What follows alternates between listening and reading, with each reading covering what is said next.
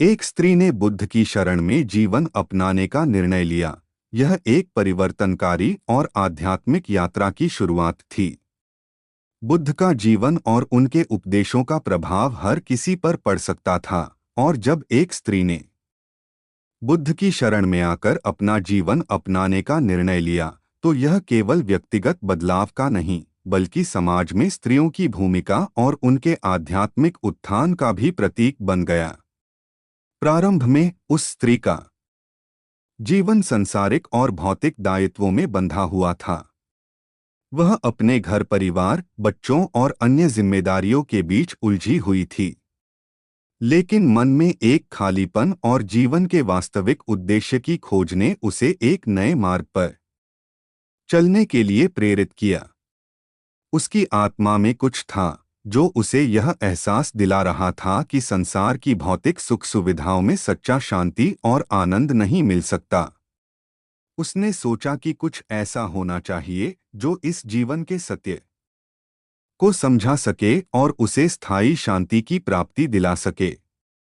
यही वह समय था जब उसने बुद्ध के उपदेशों को सुना और उनका अनुसरण करने का निर्णय लिया। बुद्ध का जीवन और उनके संदेश ने उसे अत्यधिक प्रभावित किया। बुद्ध ने कहा था, जो कुछ भी तुम्हारे पास है वह अस्थायी है। केवल आत्मज्ञान और ध्यान से ही तुम सच्ची शांति प्राप्त कर सकते हो। इन शब्दों ने उस स्त्री को एक नई दृष्टि दी।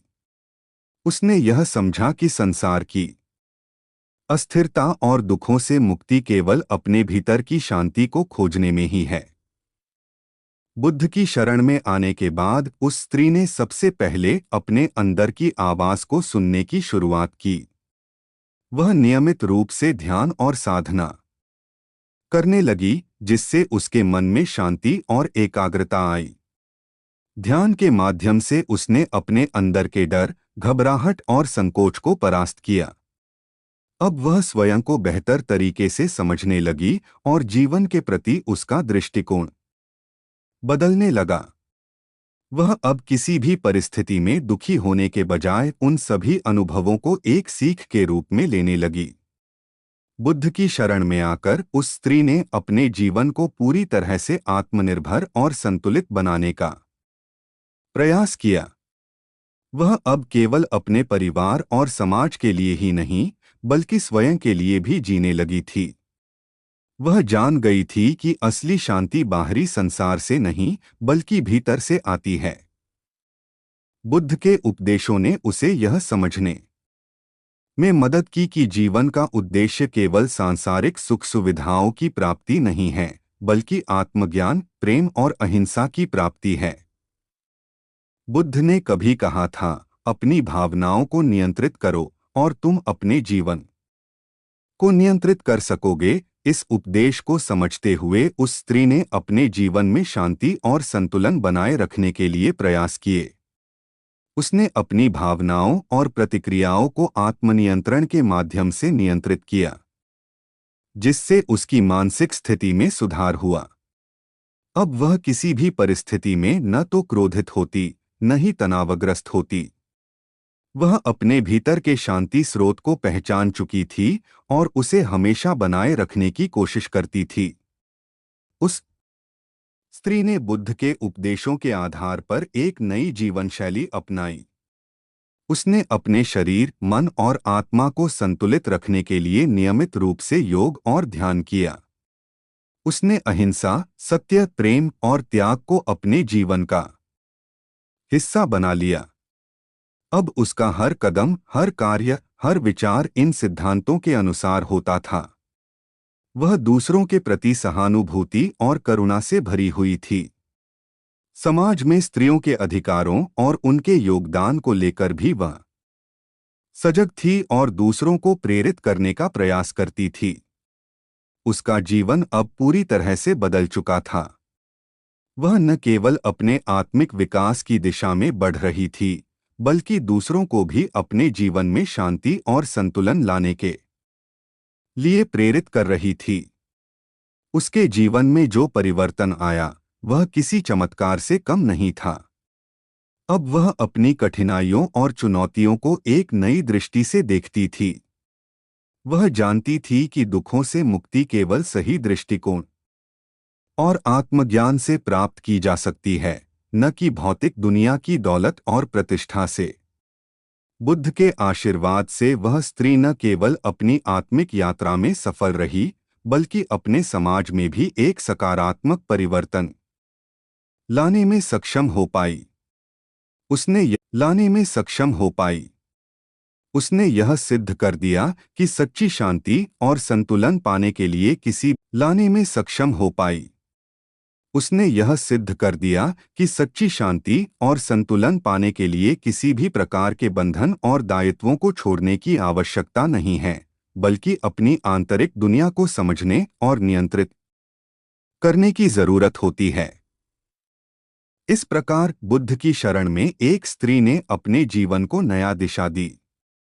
उसने यह साबित कर दिया कि कोई भी व्यक्ति, चाहे वह स्त्री हो या पुरुष, यदि वह सही मार्गदर्शन प्राप्त करता है और आत्मज्ञान की ओर बढ़ता है, तो वह अपने जीवन में शांति, संतुलन और सच्ची खुशी पा सकता है।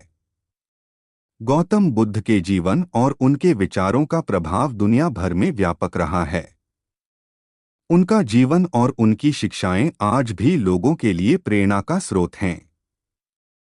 इस लेख में हम यह समझने की कोशिश करेंगे कि कैसे एक महिला ने गौतम बुद्ध के शहर में जीवन को अपनाया और यह प्रक्रिया उसके जीवन को कैसे प्रभावित करती है। इस संदर्भ में हम एक काल्पनिक महिला पात्र का निर्माण करेंगे जो बुद्ध के जीवन, उनके उपदेशों और उनके विचारों को अपने जीवन में उतारने का प्रयास करती है। एक, गौतम बुद्ध का जीवन और शिक्षाएं। गौतम बुद्ध, जिनका जन्म सिद्धार्थ के नाम से हुआ था, नेपाल के लुम्बिनी में हुआ था। वे एक राजकुमार थे, लेकिन संसार की व्यर्थता और दुखों से बचने के लिए उन्होंने राजमहल और सुख सुविधाओं को त्याग दिया। उन्होंने कठिन तपस्या और ध्यान के बाद बुद्धत्व की प्राप्ति की। गौतम बुद्ध ने जीवन के दुखों को समाप्त करने के उपाय के रूप में 8 पाथ, अर्थात सम्यक दृष्टि, सम्यक संकल्प, सम्यक वचन, सम्यक कर्म, सम्यक आजीविका, सम्यक प्रयास, सम्यक स्मृति और सम्यक समाधि का उपदेश दिया। बुद्ध की शिक्षाएं अहिंसा, करुणा, प्रेम और समानता पर आधारित हैं। उनका उद्देश्य यह था कि हर व्यक्ति को अपने जीवन में आत्मज्ञान और मोक्ष की प्राप्ति हो, ताकि वह संसार के दुखों से मुक्त हो सके। 2.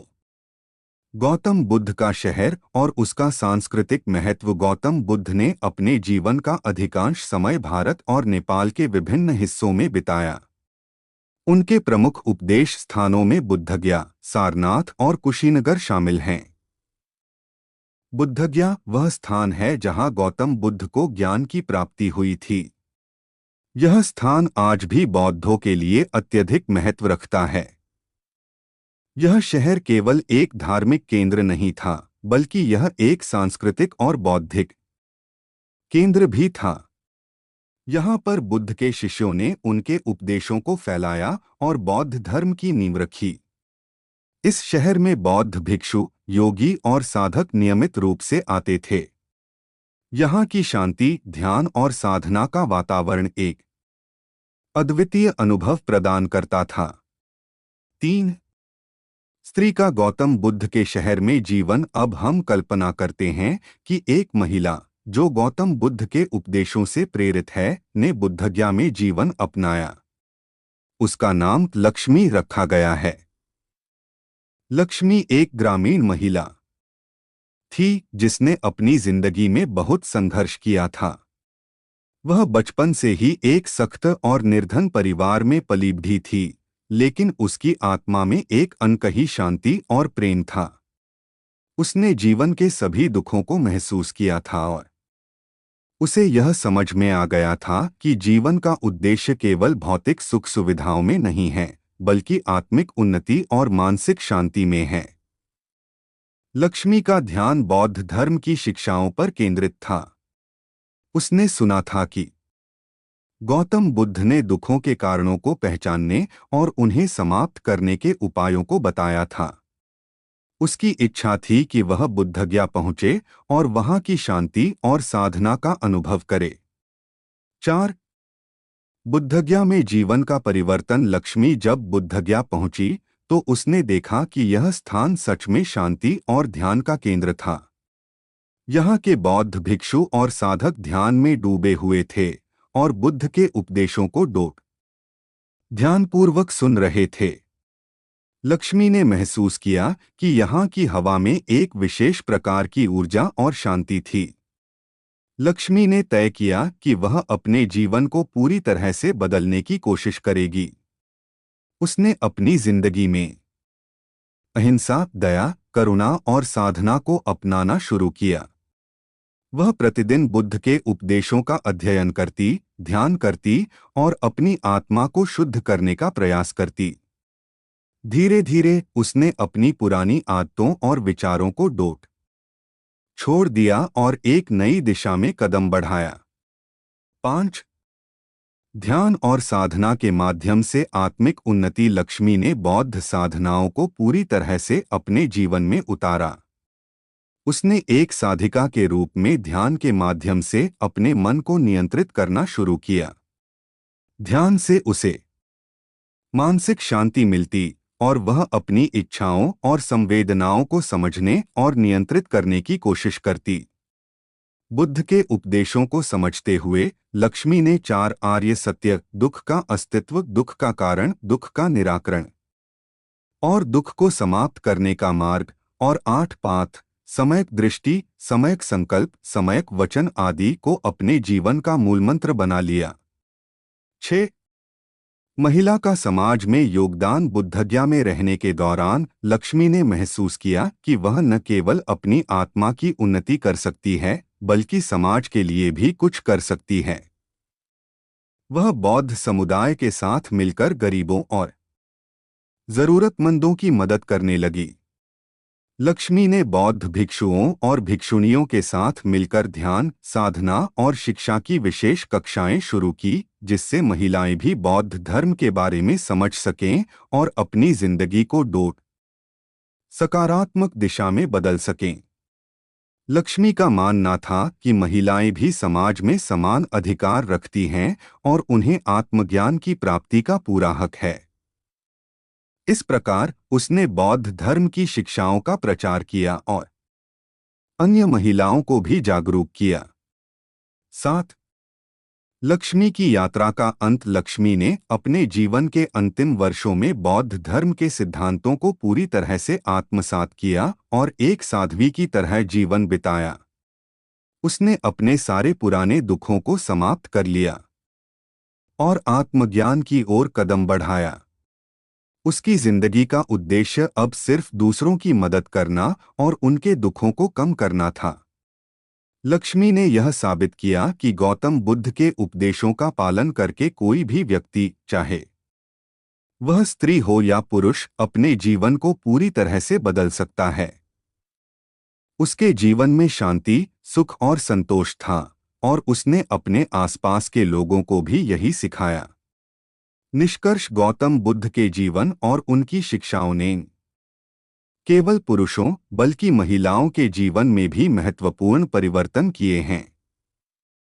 लक्ष्मी जैसे पात्रों ने यह साबित किया कि बौद्ध धर्म में न केवल मानसिक शांति और आत्मज्ञान का मार्ग है बल्कि यह सामाजिक समानता, करुणा और प्रेम के सिद्धांतों पर भी आधारित है। गौतम बुद्ध का शहर बुद्धगया वह स्थान था जहां हर व्यक्ति ने आत्मिक शांति प्राप्त करने के उपायों को जाना और अपनाया। महिलाओं ने भी इस मार्ग को अपनाया और समाज में अपनी भूमिका को पहचानते हुए आत्मनिर्भर और संतुष्ट जीवन जीने का रास्ता चुना। अंत में यह कहा जा सकता है कि गौतम बुद्ध की शिक्षाएं आज भी सभी के लिए प्रासंगिक हैं और वे जीवन के हर क्षेत्र में सुधार और उन्नति के लिए प्रेरणा का स्रोत बन सकती हैं।